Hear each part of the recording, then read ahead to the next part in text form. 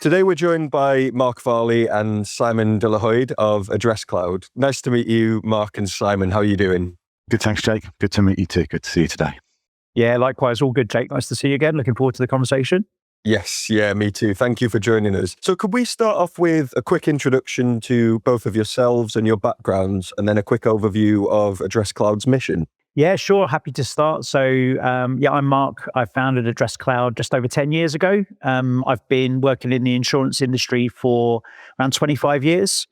I guess I'd call myself an accidental insurer and accidental geographer. And so I kind of fell into this, started my career at Accenture. I was working in the solutions consulting practice at Accenture, got placed onto an insurance project 20 odd years ago with RSA and been working there ever since, really. And then within that, found my niche that I've been working in, probably for 15 years or so, which is all things geographic risk. So looking forward to getting into that today. And really, as I say, I came at this as a practitioner, so working on the customer side, working on the client side, and had a kind of an itch that I wanted to scratch, and that's really where Addresscloud was born.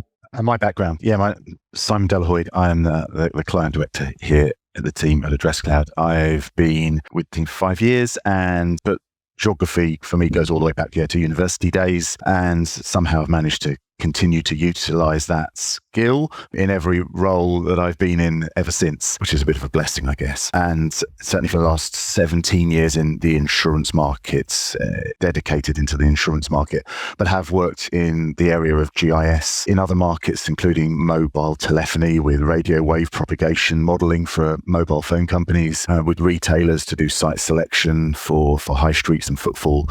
As I said, for the last 17 years, looking at geographic risk within particularly the underwriting and pricing domains of the property insurance market, worked for a few organizations in this space for some time now. Awesome. Thank you. So quite a rich background between the two of you then, focused really heavily on kind of geography, geospatial and insurance. And how about Addresscloud then? What's the elevator pitch for Addresscloud? And perhaps how has that changed over the last kind of 6 months to a year? Yeah, absolutely. So in terms of Addresscloud, the problems that we solve is we help customers understand where the property is, what bad things can happen to it, so what perils it might be exposed to, and obviously providing those specifically down at the building level as opposed to some of the more broader ways that people have looked at risk in the past. Understanding the property itself, what's its physical characteristics, what its vulnerability might be to some of those perils that we mentioned, as well as other kind of underwriting factors.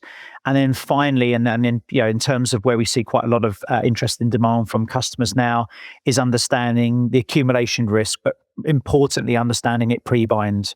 So before I go on cover, if I write this property or if I write this schedule portfolio, what are the things that I might be exposed to in terms of the concentrations in my own book, and proactively understanding and managing those ahead of time rather than post-bind where it's a little bit too hard, a bit too late. And then I guess in the last 6 months in particular, we're extending our capability. We're in the process of extending our capability globally. So we're seeing the demand for that data and those services beyond the UK, so in other areas as well. So we're seeing a lot more demand for that. And then obviously there'll be the inevitable AI, and I'm sure we'll get into that, Jake, at some point in the podcast, but the ways in which the data is being consumed and the means that customers wanting to consume that data is starting to evolve. And we're seeing that evolving significantly over the last 6 months. Great, thank you. And we certainly will get into the AI conversation. I'm glad you mentioned accumulation as well, because that was something I wanted to pick your brains about. I guess to get started then, there's a live debate in the market at the moment about how underwriters will actually interact with data as AI matures, and whether the dashboard or even the workbench continues to survive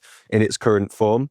How do you see that playing out, and what do you think that means for how specialist data like geospatial intelligence should be delivered into an underwriting workflow? Yeah, so from our perspective, we see this as a natural evolution and just a different way that people want to consume data. So, going back kind of probably 10, 15 years ago, a lot of particularly in the space that we operate, a lot of that interactions were happening in user interfaces. So you'd have a mapping application, you go in there, you look up properties, you'd then understand more. We'd see underwriters using maps a lot. Obviously, where that's evolved is, companies like ours have been looking at understanding the kind of interactions that an underwriter would do with a map, and then understanding how can we actually compute those ahead of time. So in our arsenal, we've got access to fantastic building footprints. So we've got 2.5 billion building footprints globally, taking those and then effectively taking each of those and understanding what its physical risks are and the other information I mentioned above. And then again, as it stands today, a lot of our traffic, probably about 90% of our traffic is API. So we'll have systems using up workbenches or software such as Cytora. We'll get an API transaction come in that will go back into the platform, and then the underwriter would use that to make a decision. Obviously, with the advent of AI and Gen AI and people having those more kind of conversational workflows and bringing in all of the other additional richness and intelligence to that, for us, that's just another channel.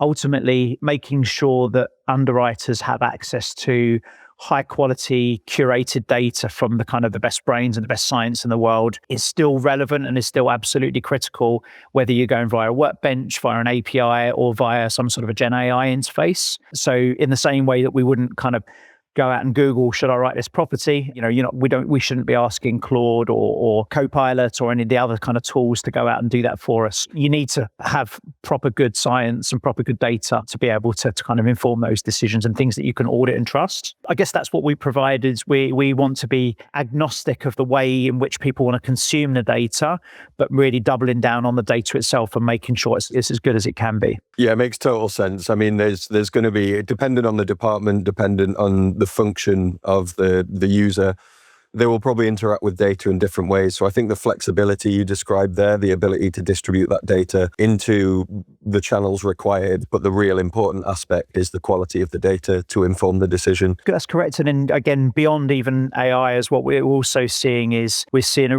real evolution in the last kind of 12, 18 months of a lot of customers moving and developing their own data teams and actually consolidating around a couple of different tools. So the big ones being Snowflake, or actually what we see more prevalent in the insurance space is Databricks.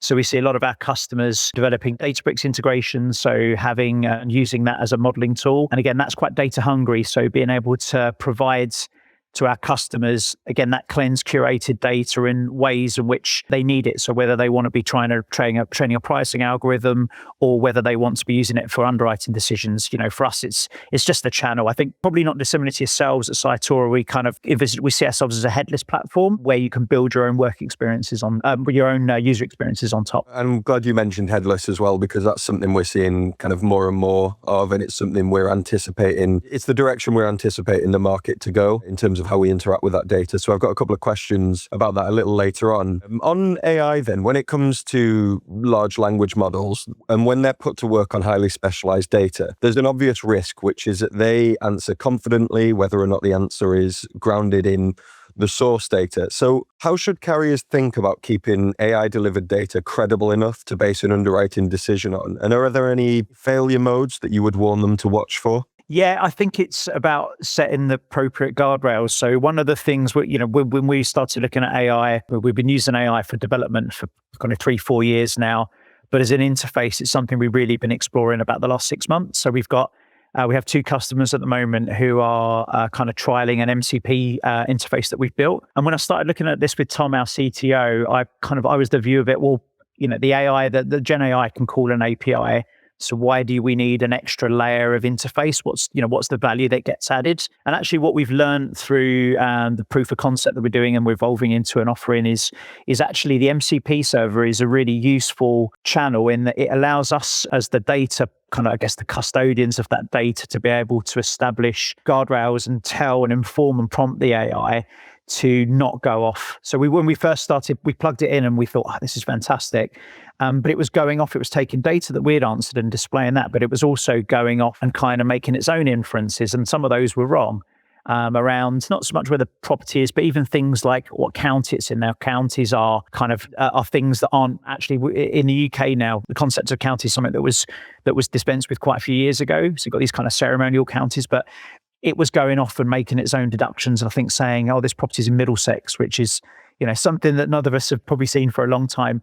So kind of basically telling it, you need to stay within your box. These are the things that you should do. These are the things you shouldn't do. But then also from our perspective, being able to provide that wider context of understanding for a particular property, this is what its characteristics, this is what its risk profile looks like. But because we have access to information on every property, whether that is globally or within a country, understanding and giving that context around if a particular property is non-standard. So again, I think those are all the benefits you get from interacting with MCP server or MCP technology rather than going directly against an API.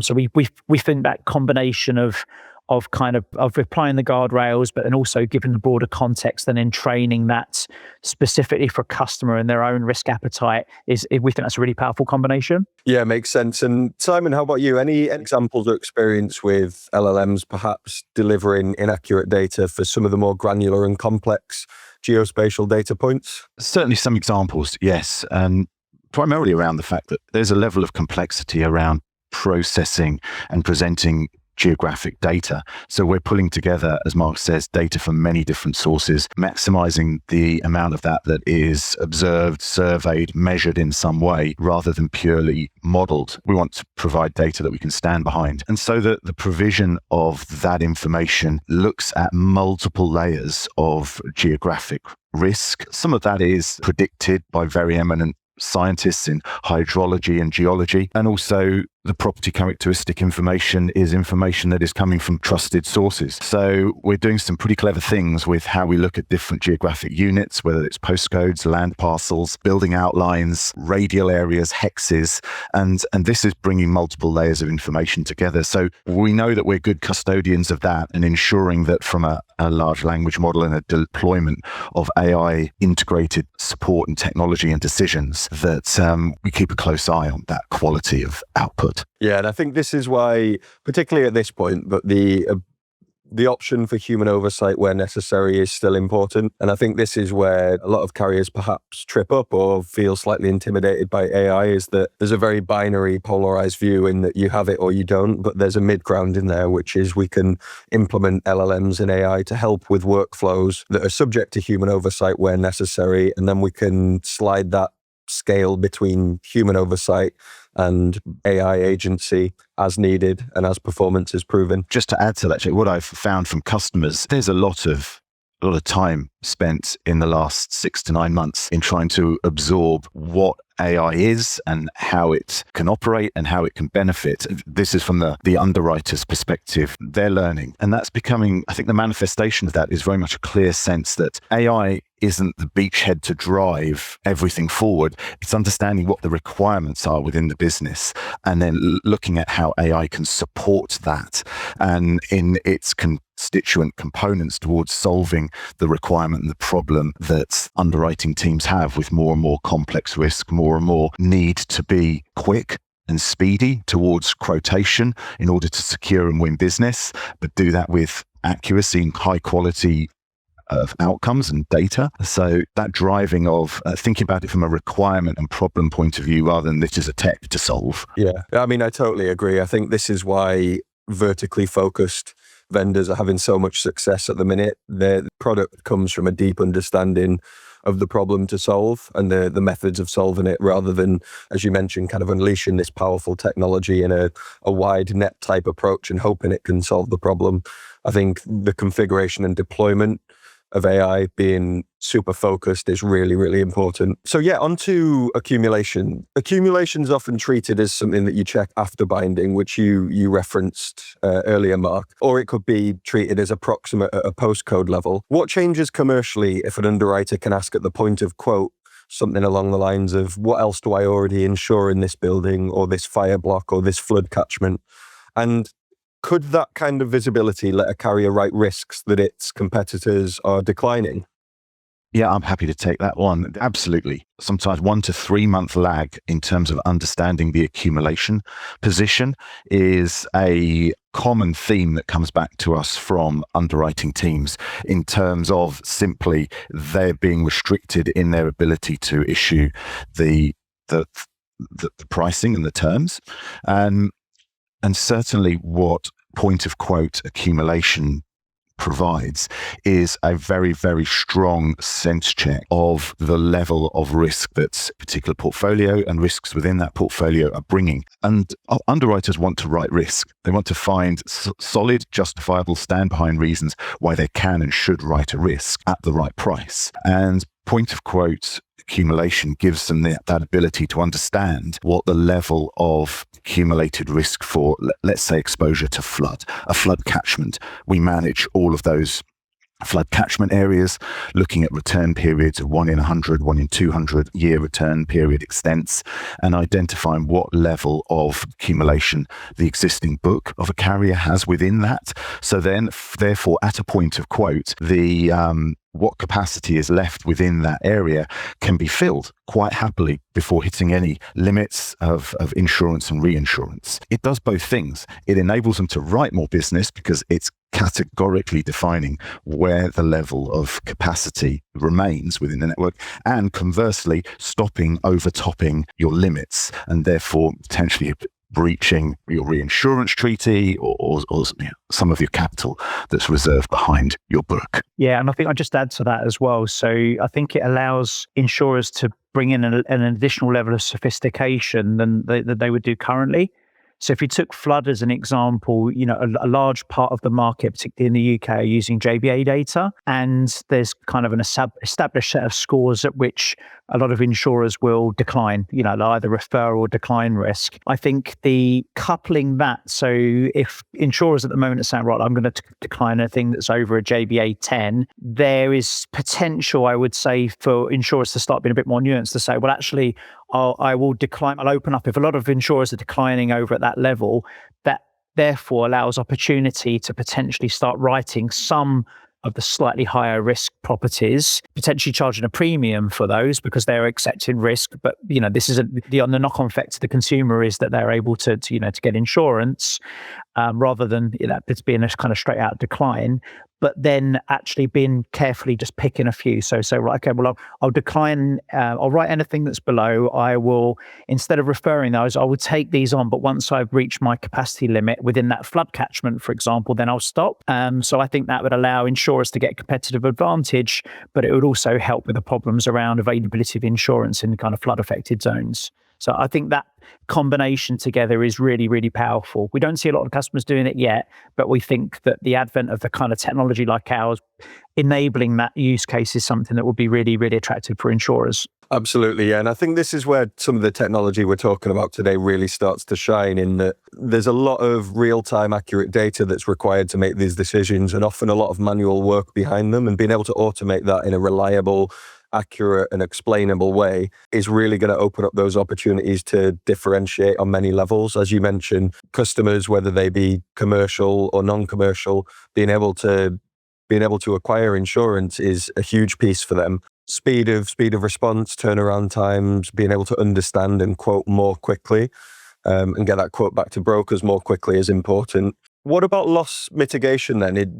How does this play into being able to price risks more accurately to, I guess, minimize or even mitigate loss? There are a few angles to that. And I think the primary one for us is accumulation again.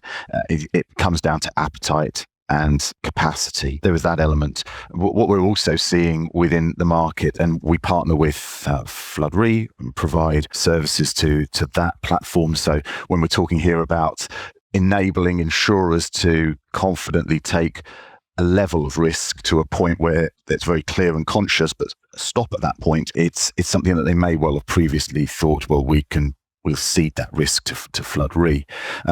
But in terms of those mitigation steps, there's a lot of great things happening in the market around the Flood Re's program of Build Back Better. There's also there's certification of property for resilience factors as well. So that's coming into play. And so to be able to bring that information into the overall mix of the decision making that an underwriter has in terms of accepting that risk or not, then it's becoming a much richer data market from a factual perspective that helps that loss mitigation perspective be solved. Awesome, thank you. Yeah, I guess it's about adding all the required nuance and texture and context to the data on which the decision is made to ensure that the decision is truly informed. But yeah, no, that's super helpful. Thank you. I think, Jake, just on that, I guess one thing an example we've seen, again, I know, a lot of your customers are commercial insurers, but on the residential side, one of the things that we've seen over the last couple of years that really interest is around using obviously third-party data sources such as ourselves to get information that the customer would not necessarily be asked to declare themselves or that the insurer would know. So good concrete example of that would be on the resi side, a lot of home insurance at the moment is priced off a bedroom count as a proxy for how big the property is. But actually, that's not necessarily that predictive. You can get massive properties, as we know, that might only have 2 or 3 bedrooms. I always kind of think about the grand designs, these huge, great big places, but might only have a couple of rooms. So actually, we see something like internal floor area, which is readily available through third-party data sources, but is not part of the standard question set that's on price comparison websites or in direct-to-insurer quotes. Interestingly, I'm based in France, where the first thing that they ask is what's your internal floor area?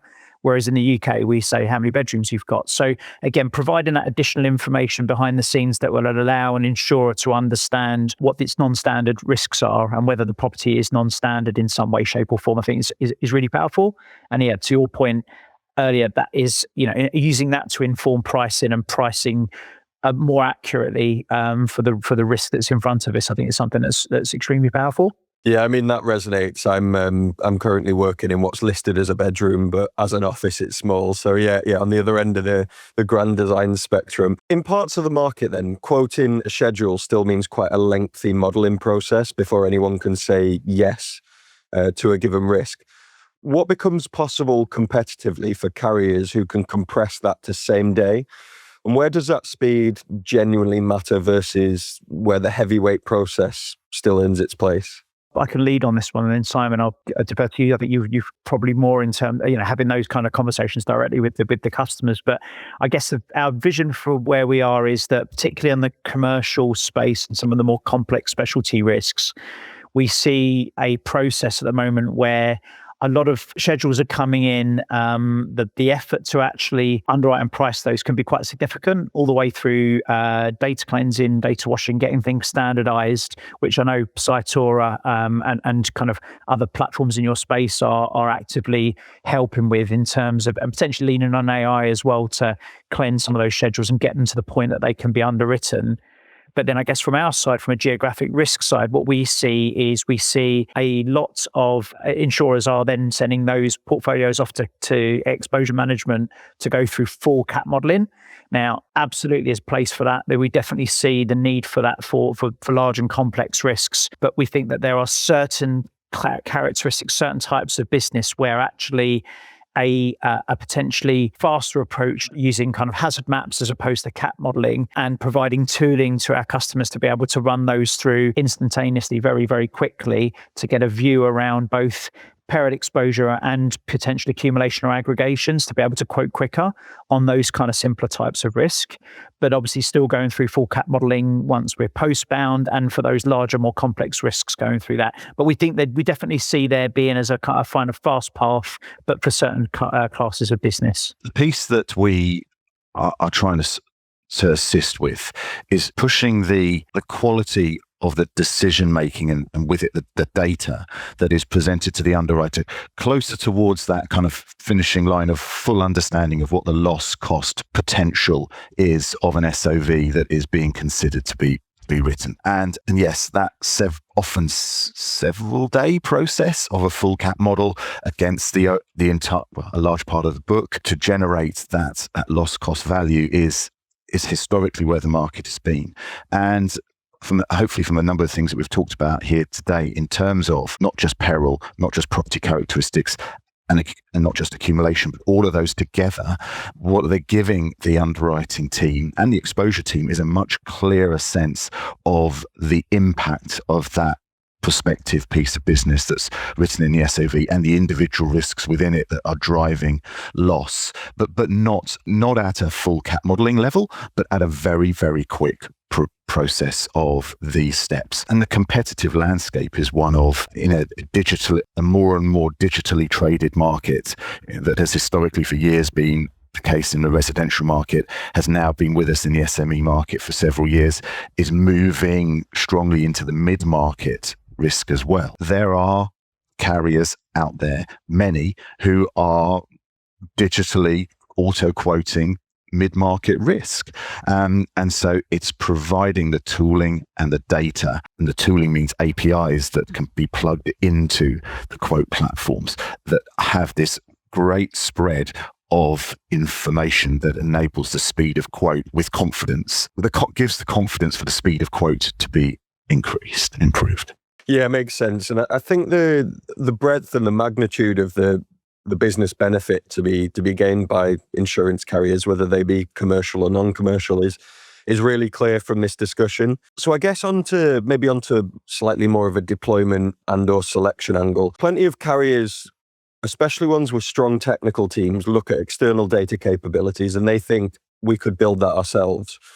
And maybe they can, maybe the challenge comes at scaling. But where do you think competitive differentiation actually lives? Is it in owning the data capability or somewhere else entirely? In your experience, what tends to happen when insurers do try to build in-house? I could pick that up having worked previously at an insurer where we did build in-house and then obviously established a company where we're obviously offering that as an outsourced solution. I think the competitive differentiator comes in the usage and the deployment of the data. So in terms of how, what are the rules that I'm building on top? How am I configuring it? Not assembling the data in the first place. Effectively, what we provide is we did an event recently, and we had one of our speakers come along as one of our data partners, who runs a company in Poland who provides lots of different models, including a really fantastic European wildfire model. She kind of said on stage, actually, Addresscloud do the boring bit. And I was like, I'll put my hand up, I'll take that. We do. What we do is what we do should be hygiene factor from an insurer perspective. They shouldn't have to worry about updating the data, keeping it up to date, dealing with changes in formats, understanding that the huge, obviously with properties, buildings are being created and finalized every day. New addresses are coming in line. Things have been rebanded. It's a huge overhead to be able to keep up with all those changes and be able to go out there and ingest and work with all the best data in the market. We do that. We feel that that's our place. We've got a really strong team of kind of geospatial data scientists who eat, sleep and breathe all of this. So the insurers don't have to. And then the insurers can focus solely on consuming that data and then applying their own underwriting rules on top. We see some organizations trying to do it, but we would definitely discourage for them from doing that. You work with an expert, work with somebody, don't stand up a huge, 10-person IT team to do something that you could go and procure externally. And then obviously part of our benefit as well is being able to go out there and commercially agree in the terms of all those different data providers as well, so that our customers, procurement teams, they're busy enough. They don't need to be going out there trying to negotiate terms on a flood data model when they can just tap in and consume that. Yeah, I mean, that's something we are seeing as well, in that what you guys are doing is your bread and butter, it's your sole focus, whereas an insurer would be building it internally as a means to an end, and they don't necessarily have the expertise, the resource, the time, or the desire to focus enough on it to make it as valuable as you at Addresscloud can. Simon, I want to hear a little from you as well, perhaps about how the nuance of geospatial data might influence a build versus buy decision. I've seen a lot of build decisions. And I always firstly think and talk about it from the very simple perspective of the pre-go live and then the lifespan of the service that has been built. There's a huge amount of energy and positivity that is often allied to that pre-go live phase of build internally. And that's, in my head, kind of less than half the story of the success of what that platform needs to be, and often see a decreasing level of energy, involvement, focus, and I think very importantly, innovation. We talked a lot here today about AI, and there are many different elements that come through down the path over time. A couple of years ago, we spent a lot of time talking about climate change and how to ingest climate condition modeling into the process. And so those innovations are really important. And as a commercial entity delivering this type of technology, and our focus is only in the insurance market and all of these geospatial factors, we are, without blowing our own trumpet, we are on the cutting edge of that innovation.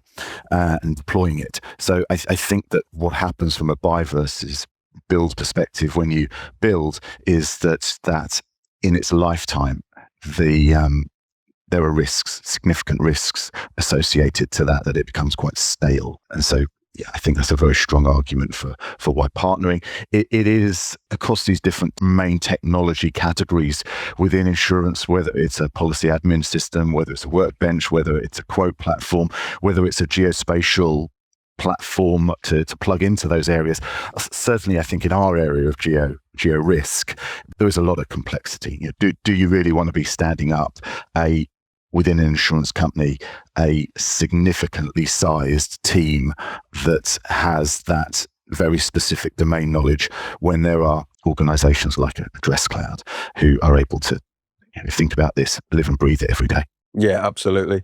I think as is human nature, often you need to experience the pain of trying to build before you decide and realize that buy is the route forward. So hopefully this conversation, if nothing else, can help convey that point in that build is half the story. Scale, maintain, run, keep up to date, etc., is probably, as you say, even more than the other half of the story. So one last question that we ask every guest. If you could change one thing about the insurance industry, what would it be and why? From our perspective, if I look at conversations we've had with customers in the past, a lot of use and focus on external data is around understanding what's a decline. So going out there and understanding from rules where to say no. I'd like to kind of challenge insurers to flip that on its head and say, how can we use external data to say yes more often? So how can we use external data to give us confidence, whether it's understanding more about the property to the point we can say yes, or actually, as I mentioned earlier with my accumulation example, where actually saying, well, rather than it being a straight out decline, we'll say yes to a few to a handful of properties, but then stop. So I think the power in what we provide is helping insurers to say yes more often with confidence. I was going to choose something else, but I've changed my mind. And the piece that I would like to see far more focus and change, and would change if I could, without having to roll the clock back, I suppose. How often I see poor quality address data sat within insurers and MGAs books, and also no significant appreciation of how important it is to focus on that and improve that quality of data. It is a foundational thing. All the things we've talked about here today around assessing exposure to peril, looking at a property's characteristics, understanding if it accumulates or not, is to do with the positional accuracy. And the positional accuracy is generated from the address and the fullness and completeness and correctness of that address. And the amount of times I've seen poor quality data, address data, is huge. And a lot of that falls into the domain of bordereau and the submission of bordereau and the poor, custodian sense that people do and don't have of what they put into that bordereau, often as kind of a minimum. And we find with a policy that, of course, could have 100 locations within it, the policy gets tagged from a location perspective with one address, and all of the subsequent insured locations that are part of that policy just have the same location. It's which is no help at all, right? I would change that. I would change the mindset within the market of the importance of this piece, because I'm sat in too many data quality conversations that are like 3, 5, 10 years down the road, that I can see that the origin point of a lot of the answering a lot of those issues were to do with the quality of actually knowing where you are writing your business. Two great answers, I think. They neither one of them necessarily rely on a huge technological implementation. They're more like culture, attitude, approach reframing. And I think that is probably the key to the digital transformation and technological transformation that we're seeing and looking to see in the industry. Those reframings of approach are key to that being successful. So yeah, really great answers. Thanks for joining. The conversation's been super illuminating for me personally, and I know it will be for our listeners as well. And I really appreciate both of your time, your expertise, and your insight. So yeah, thank you so much for joining us both. Thank you, Jake. Really appreciate the opportunity. Oh, thank you, Jake. Yeah, no, really appreciate the offer. Cheers.